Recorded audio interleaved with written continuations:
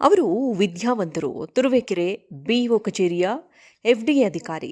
ನಿವೃತ್ತಿಗೆ ಇನ್ನೂ 2 ವರ್ಷ ಬಾಕಿ ಇತ್ತು. ಎಲ್ಲರ ಜೊತೆ ಖುಷಿಯಾಗಿದ್ದು ಅವರ ಆರೋಗ್ಯ ಸಹ ಚೆನ್ನಾಗಿಯೇ ಇತ್ತು.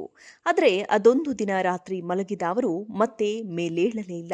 ಜೊತೆಗಿದ್ದ ಸಹೋದರಿ ಮತ್ತು ಸಾಕು ಮಗ ಹೃದಯಾಘಾತದಿಂದ ಸಾವನ್ನಪ್ಪಿದ್ದಾರೆಂದು ಕಣ್ಣೀರು ಹಾಕಿದ್ದರು.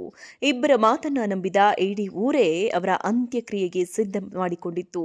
ಇನ್ನೇನು ಮೃತದೇಹ ಮಣ್ಣಿಗಿಡುವ ಸಮಯ ಪ್ರಕರಣಕ್ಕೆ ಸ್ಫೋಟಕ ತಿರುವು ಸಿಕ್ಕಿದ್ದು ಅದು ಅಸಹಜ ಸಾವಲ್ಲ, ಬದಲಿಗೆ ಕೊಲೆ ಎನ್ನುವುದು ಬಯಲಾಗಿದೆ.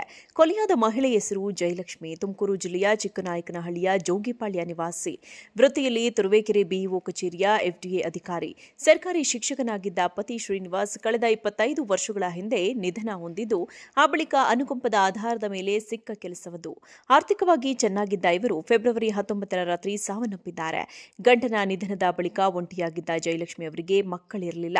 ಹೀಗಾಗಿ ತುಮಕೂರು ಪಟ್ಟಣದಲ್ಲಿ ನರ್ಸ್ ಆಗಿ ಕೆಲಸ ಮಾಡಿಕೊಂಡಿದ್ದ ತನ್ನ ತಂಗಿ ಅನಸೂಯ ಮಗ ಚಂದ್ರಶೇಖರ್ನನ್ನೇ ದತ್ತು ಪಡೆದು ಸಾಕಿದ್ರು.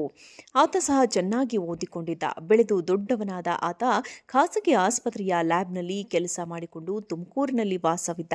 ಆದರೆ ಅದ್ಯಾಕೋ ಕಳೆದ 8 ತಿಂಗಳ ಹಿಂದಷ್ಟೇ ತನ್ನ ತಾಯಿ ಅನಸೂಯ ಜೊತೆ ಸಾಕು ತಾಯಿ ಜಯಲಕ್ಷ್ಮಿಯ ಚಿಕ್ಕನಾಯಕನಹಳ್ಳಿಯ ಮನೆಗೆ ಬಂದು ವಾಸವಿದ್ದ. ಹೀಗೆ ಮೂವರು ವಾಸವಿದ್ದ ಜೋಗಿಪಾಳ್ಯದ ಮನೆಯಲ್ಲಿ ರಾತ್ರಿ ಎಲ್ಲರೊಟ್ಟಿಗೆ ಊಟ ಮಾಡಿದ್ದ ಜಯಲಕ್ಷ್ಮಿ ಬೆಳಗಾಗುವಷ್ಟರಲ್ಲಿ ಸಾವನ್ನಪ್ಪಿದ್ರು.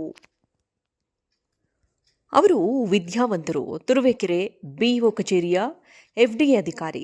ನಿವೃತ್ತಿಗೆ ಇನ್ನೂ 2 ವರ್ಷ ಬಾಕಿ ಇತ್ತು. ಎಲ್ಲರ ಜೊತೆ ಖುಷಿಯಾಗಿದ್ದು ಅವರ ಆರೋಗ್ಯ ಸಹ ಚೆನ್ನಾಗಿಯೇ ಇತ್ತು. ಆದರೆ ಅದೊಂದು ದಿನ ರಾತ್ರಿ ಮಲಗಿದ ಅವರು ಮತ್ತೆ ಮೇಲೇಳಲೇ ಇಲ್ಲ. ಜೊತೆಗಿದ್ದ ಸಹೋದರಿ ಮತ್ತು ಸಾಕು ಮಗ ಹೃದಯಾಘಾತದಿಂದ ಸಾವನ್ನಪ್ಪಿದ್ದಾರೆಂದು ಕಣ್ಣೀರು ಹಾಕಿದ್ದರು. ಇಬ್ಬರ ಮಾತನ್ನ ನಂಬಿದ ಇಡೀ ಊರೇ ಅವರ ಅಂತ್ಯಕ್ರಿಯೆಗೆ ಸಿದ್ಧ ಮಾಡಿಕೊಂಡಿತ್ತು. ಇನ್ನೇನು ಮೃತದೇಹ ಮಣ್ಣಿಗಿಡುವ ಸಮಯ ಪ್ರಕರಣಕ್ಕೆ ಸ್ಫೋಟಕ ತಿರುವು ಸಿಕ್ಕಿದ್ದು ಅದು ಅಸಹಜ ಸಾವಲ್ಲ, ಬದಲಿಗೆ ಕೊಲೆ ಎನ್ನುವುದು ಬಯಲಾಗಿದೆ. ಕೊಲೆಯಾದ ಮಹಿಳೆ ಹೆಸರು ಜಯಲಕ್ಷ್ಮಿ. ತುಮಕೂರು ಜಿಲ್ಲೆಯ ಚಿಕ್ಕನಾಯಕನಹಳ್ಳಿಯ ಜೋಗಿಪಾಳ್ಯ ನಿವಾಸಿ.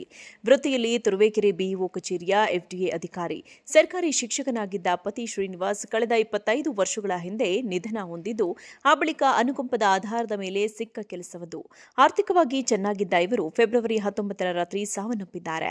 ಗಂಡನ ನಿಧನದ ಬಳಿಕ ಒಂಟಿಯಾಗಿದ್ದ ಜಯಲಕ್ಷ್ಮಿ ಅವರಿಗೆ ಮಕ್ಕಳಿರಲಿಲ್ಲ. ಹೀಗಾಗಿ ತುಮಕೂರು ಪಟ್ಟಣದಲ್ಲಿ ನರ್ಸ್ ಆಗಿ ಕೆಲಸ ಮಾಡಿಕೊಂಡಿದ್ದ ತನ್ನ ತಂಗಿ ಅನಸೂಯ ಮಗ ಚಂದ್ರಶೇಖರ್ನನ್ನೇ ದತ್ತು ಪಡೆದು ಸಾಕಿದ್ರು. ಆತ ಸಹ ಚೆನ್ನಾಗಿ ಓದಿಕೊಂಡಿದ್ದ. ಬೆಳೆದು ದೊಡ್ಡವನಾದ ಆತ ಖಾಸಗಿ ಆಸ್ಪತ್ರೆಯ ಲ್ಯಾಬ್ನಲ್ಲಿ ಕೆಲಸ ಮಾಡಿಕೊಂಡು ತುಮಕೂರಿನಲ್ಲಿ ವಾಸವಿದ್ದ. ಆದರೆ ಅದ್ಯಾಕೋ ಕಳೆದ 8 ತಿಂಗಳ ಹಿಂದಷ್ಟೇ ತನ್ನ ತಾಯಿ ಅನಸೂಯ ಜೊತೆ ಸಾಕು ತಾಯಿ ಜಯಲಕ್ಷ್ಮಿಯ ಚಿಕ್ಕನಾಯಕನಹಳ್ಳಿಯ ಮನೆಗೆ ಬಂದು ವಾಸವಿದ್ದ. ಹೀಗೆ ಮೂವರು ವಾಸವಿದ್ದ ಜೋಗಿಪಾಳ್ಯದ ಮನೆಯಲ್ಲಿ ರಾತ್ರಿ ಎಲ್ಲರೊಟ್ಟಿಗೆ ಊಟ ಮಾಡಿದ್ದ ಜಯಲಕ್ಷ್ಮಿ ಬೆಳಗಾಗುವಷ್ಟರಲ್ಲಿ ಸಾವನ್ನಪ್ಪಿದ್ರು.